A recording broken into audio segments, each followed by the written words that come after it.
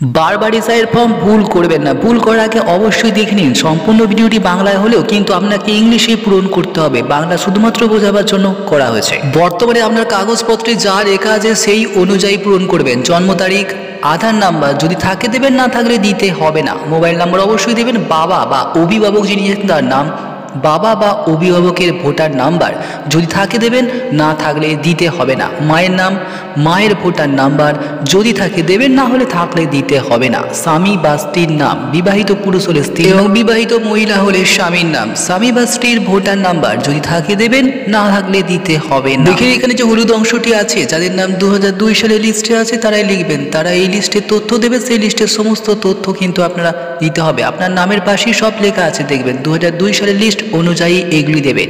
Voter number, আত্মীয়ের নাম, সম্পর্ক, জেলা, রাজ্য, বিধানসভা ক্ষেত্রের নাম, বিধানসভা ক্ষেত্রের নাম্বার, অংশ নাম্বার এবং ক্রমিক নাম্বার। যদি কখনো কোনো জায়গায় ভুল ত্রুটি থাকে অবশ্যই কমেন্ট করে জানাবেন। এখানে বারবার যে ভুলটি হচ্ছে সেটি বলে দেবো। বিবাহিত মহিলাদের ক্ষেত্রে একটু তারা ভয় পাচ্ছেন বা ধন্দে পড়ে আছেন। আত্মীয়ের নামের জায়গায় পিতার নাম লিখবেন বা স্বামীর নাম লিখবেন, কোনটা লিখবেন? এবং এটা কিন্তু সোজা উত্তর 2002 সালের লিস্টে, এবং 2002 সালের লিস্টে আপনার আত্মীয়ের নামের জায়গায় যিনি ছিলেন তার নামটাই কিন্তু আপনাকে লিখতে হবে।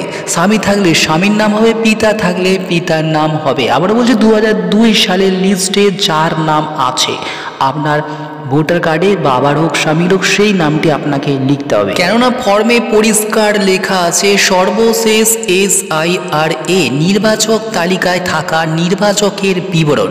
সোজা কথায় 2002 সালের লিস্টে যার নাম আছে তার বিবরণ 2002 সালের লিস্টে যা ছিল তাই কিন্তু আপনাকে পূরণ করতে হবে। এবার সবুজ অংশে যেটা দেখা যাচ্ছে সেখানে আছে যাদের নাম 2002 সালের লিস্টে নেই। আগে জানালাম হলুদ ফর্মে 2002 সালের লিস্টে যাদের নাম আছে, 2002 সালের লিস্টে যাদের নাম নেই তাদের বলবো তারা তাদের আত্মীয়ের নাম লিখবেন যার নাম 2002 এর ভোটার লিস্টে আছে। যেমন বাবা, মা, বাবার বাবা, বাবার মা মানে হচ্ছে ঠাকুমা, দাদু, এদের নাম দেয়া যাবে। বিবাহিত মহিলাদের ক্ষেত্রে বাবা, মা, বাবার বাবা অর্থাৎ দাদু, বাবার মা অর্থাৎ ঠাকুমা, এর নাম দিতেই হবে কিন্তু আপনাকে। যার নাম দেবেন তারা 2002 সালের লিস্টে যে তথ্য আছে সেই অনুযায়ী নিচের কিন্তু সব তথ্য পূরণ করবেন। এই যে অংশটা আছে এখানে কিন্তু 2002 সালের লিস্টে যা যা আছে তাই আপনাকে পূরণ করতে হবে। বর্তমানে বা এখন 2025 সালে যা আছে সেইগুলো কিন্তু নয়, 2002 সালে যা যা আছে বারবার বলছি সেইটি পূরণ করতে হবে। নাম যেমন বাবা, মা, বাবার বাবা, বাবার মা, এর নাম কিন্তু লিখতে হবে নামের জায়গায়। হ্যাঁ বন্ধুরা, ভোটার নাম্বার, নামের নিচে দেখবেন যে ভোটার নাম্বার আছে সেইখানে ভোটার নাম্বারটি লিখতে হবে। এরপর যেখানে আছে আত্মীয়ের নাম, আপনার বাবা মা, বাবার বাবা, বাবার মায়ের আত্মীয়ের নাম দেবেন। বন্ধুরা 2002 ভোটার লিস্ট যাদের আছে তাদের একজনের নাম দেবেন। সম্পর্ক যেখানে আছে সেখানেও কিন্তু আপনার বাবা মা, বাবার বাবা, বাবার মা অর্থাৎ দাদু ঠাকুমা এদের সঙ্গে তাদের সম্পর্কীয় যে আত্মীয় সম্পর্ক আছে সেই সম্পর্কটা 2002 ভোটার লিস্টে দেওয়া আছে যেগুলো তার অনুসারেই লিখতে হবে।